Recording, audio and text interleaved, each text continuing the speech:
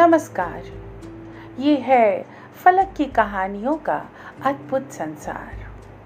किस्सा कहानी, कहानियाँ जिनमें हम लिखते हैं खुद को।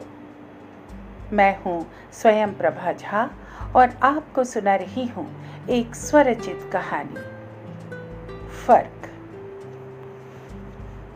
घर में दो बहुएं आ गई थीं। बड़ी बहू परिवार की सहमति से बैंड बाजे के साथ आई थी, तो छोटी बहू को MBA की डिग्री के साथ छोटा बेटा अमेरिका से खुद ब्याह लाया था। खैर, परिवार ने समझदारी और धैर्य से काम लिया और बड़ी बहू के रिसेप्शन पार्टी में छोटी बहू की भी रिसेप्शन अरेंज कर दी। लोग एक बहू को देखने आए थे, दो देखकर चकित रह गए।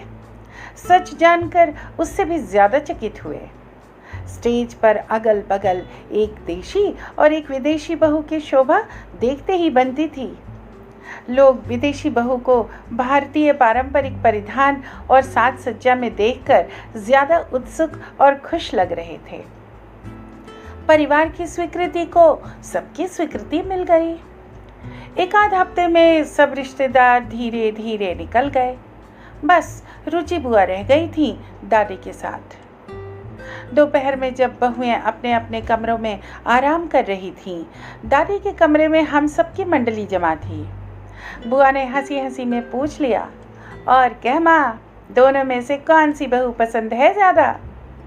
दादी ने हमेशा की तरह कहा, जाने अमित की अम्मा, निभाना उसी को है उनके साथ।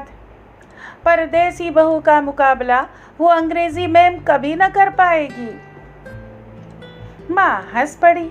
हंसते हंसते कहा, माँ जी, दोनों का रंग रूप, विचार, संस्कार अलग हैं। किसी को भी बदलना ना तो उचित होगा ना संभव।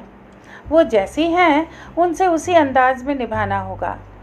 देसी गुलाब की खुशबू और विनम्रता से भी परिचित हूँ, तो इंग्लिश गुलाब के रंग और टिकाऊपन से भी। दोनों का फर्क पता है मुझे। बस आपका आशीर्वाद बना रहे। दादी के चेहरे की झुर्रियों के साथ साथ सबके चेहरों पर मुस्कान आ गई।